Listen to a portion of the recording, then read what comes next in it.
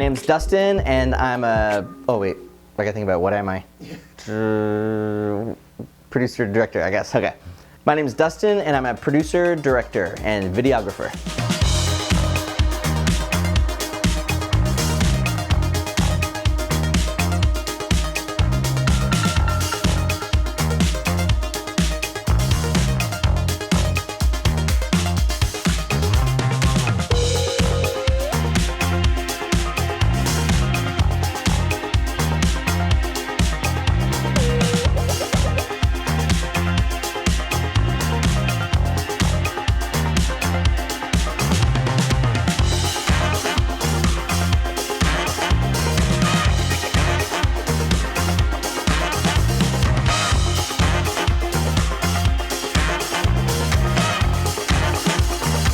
I got started doing video work basically when I was a little kid. I mean, I used to borrow my uncle's big video camera, the VHS camera that sits on your shoulder.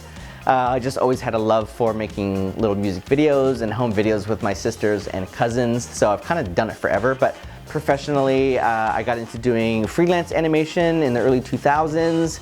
I was doing a lot of animation for a site called newgrounds.com. This is before YouTube even existed. Had some viral hits there, and then managed to do that while I had a full-time regular job and transitioned that into TV work. So I worked for an animated TV show for Al Gore's network called Current TV for about 4 years. So that was kind of my first like big transition into really just doing something creative professionally full-time. So how I first got into YouTube was that I was working on the animated show. It was called Super News on Current TV, and that was right when YouTube basically came into existence. And I was really grateful to be in the entertainment industry and be in animation full-time, but I saw people starting to really have fun doing little short videos on YouTube and starting to go viral and all that stuff. And I'm like, man, that's like my jam. That's what I used to do in high school, junior high. So when that show ended after 4 years, which is a good run, I immediately bought myself a little digital camera with little mini DV tapes and was like, I'm gonna start doing some live action stuff, like silly like parodies and comedy videos, and get my friends together. So I just started doing those a bunch. But that really led to a variety of different videos, music videos, parodies. Just, you know, did stuff on my channel for fun. Whatever I thought was funny or what I thought was cool and interesting, I would just do it. One of my biggest early hits was a video that became a series of videos that was called Literal Videos, where I would sing the lyrics to songs describing the music video very literally. Those just became massive. The first one got 10 million views on YouTube, and then it spawned this whole genre where people made hundreds of them.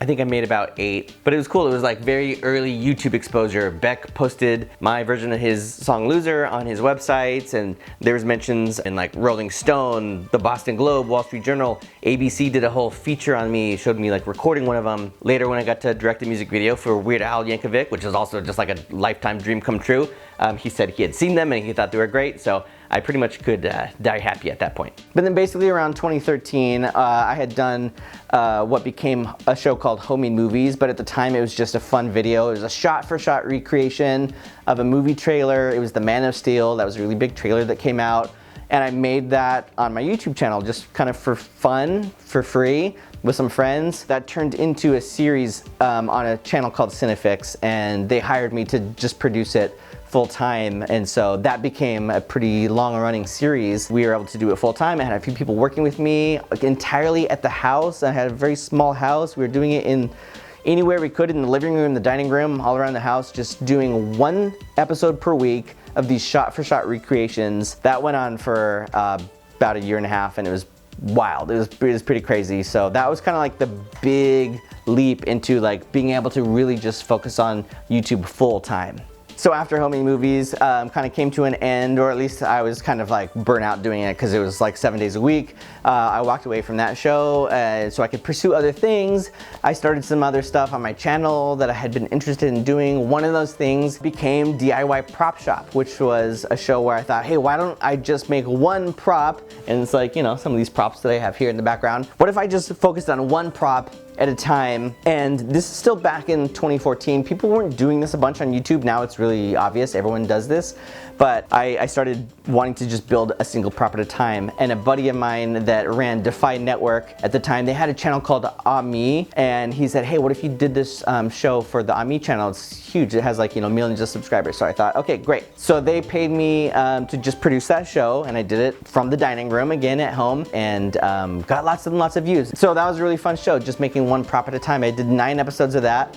When that first episode came out, I got an email from somebody at Mashable, which I had heard of before. It's a pretty like well-known like blog and like tech company.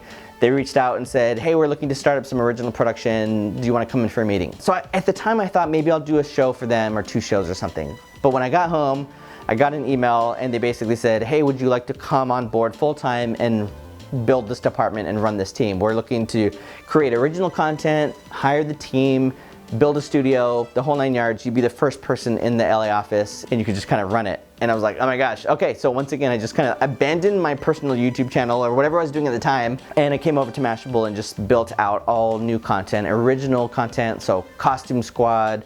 We ended up acquiring the Cinefix channel, so I brought back homemade movies. I just was able to work with a team of really talented producers that I hired to create a bunch of content. And for the Mashable channel, I did a really fun show called Scam-A-Lot. I was able to do some of my pet projects as well as producer-director. I did kid stories, I did a show called Toy Shop, and a lot of fun random videos. But after doing that for a little over 3 years, I had an opportunity to kind of do a similar thing all over again with a company called Jelly Smack, which you might not know them by name, but they ran like these top Facebook Watch channels. So it was sort of like taking the original content model from YouTube, but doing it on Facebook Watch, kind of like the same thing. They offered me a job to come build a studio, build a team, develop content, do everything from scratch, first person in LA, kind of same thing. So I left Mashable and did that for about a year. And then after that, kind of like did the whole thing all over again for a company called Brain Jolt, where I inherited a team of talented producers, but was able to hire a bunch of new people, develop a ton of new content. Took us from like 3 shows to about 17 shows. This time it was on Snapchat Discover, but it was where we were getting paid for content.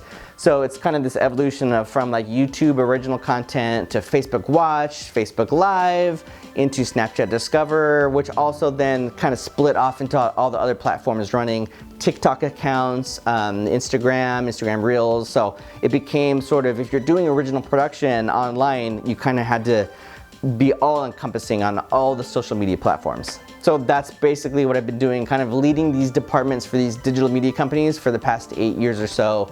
And if you count Homing Movies, doing it from home, it's been for about the past 11 years. So in between the sort of full-time jobs where I'm kind of running content for a team, I'm always going back to just making stuff on my YouTube channel, so that way I can kind of gain that following there and make sure that people who just sort of know me for DIY stuff or whatever can kind of follow along with whichever company I end up going to, because inevitably it'll be making a bunch of content and shows for a digital media company and then going back kind of out to just contract work, which then I rely on my own Instagram, my own YouTube, and then I jump back into the big thing. So it's sort of like there's highs and lows, but that's the crazy part, is that every time if I'm out of work, I've just put my content out there and I've just made content. And that can be so much more valuable than, I don't know, in this line of work, that can be better than having a degree. It can be better than what your resume is on paper. It's if you're putting content out there in the world and people see it and they find you. And so probably 3 or 4 of the biggest jobs, like salaried paying jobs that I've ever had, have come from people finding me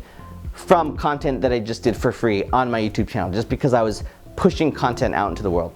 So what I love about this type of work and making this kind of content is I really, really love having an idea and then thinking about, oh, I know exactly how to put this together. I just gotta do this, this, and this, and now I can see it. I can see it, I close my eyes, I can see the finished product, and then once it comes to life, I see it and I go, yes, that was exactly what I was thinking. And that's not always the case. I mean, sometimes it comes out and you're like, okay, we tried our best. Maybe that wasn't what I was going for.